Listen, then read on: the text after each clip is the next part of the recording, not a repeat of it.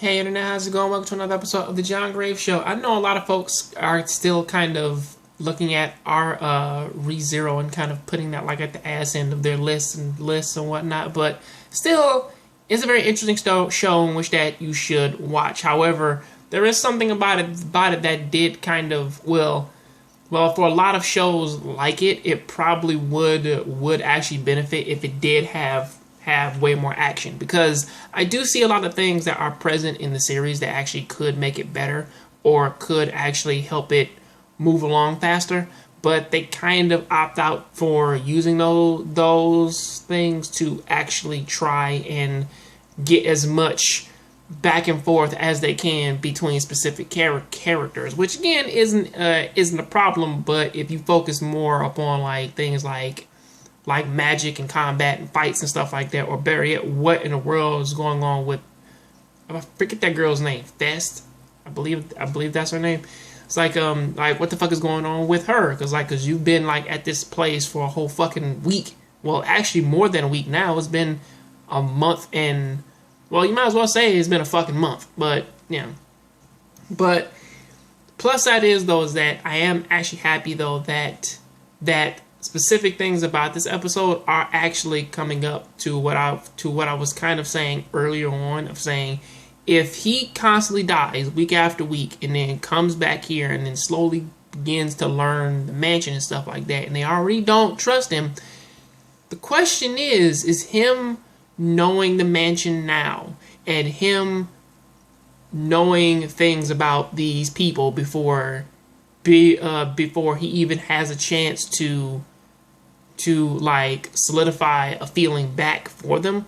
Like, I believe that it will actually have will actually kind of have a negative effect, as it did kind of have that with the earlier scene with Reem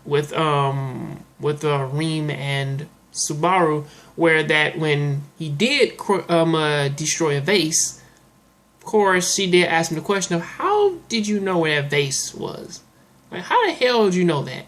You know, I mean, like, that's probably one of the things that may actually become like a serious question, you know, but still, give or take, with like the mystery that is kind of coming like the crux of this part of the series.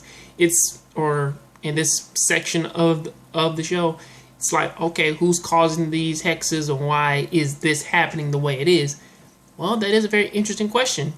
I don't know, but hopefully they do answer that. But going back to the things which probably may actually help this series though, or help it get up off the ground a little bit faster, is I actually want to see more of the magic stuff, or pretty much at the very least for Subaru anyway, because of course, you know, the guy can't necessarily master magic in like 7 days or some shit like that.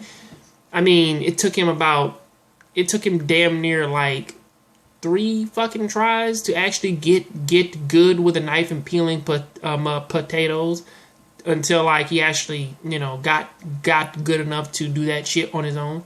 So, of course, but like, you still want to see that shit. You still want to see them doing magic. You still want to see them fighting and stuff like that, and not like no goofy little and not any of the qualms in which that we've seen so far of Subaru doing something like getting decimated, losing a leg, losing an arm, instantly dying, and then just waking up somewhere else, and then like it just resets.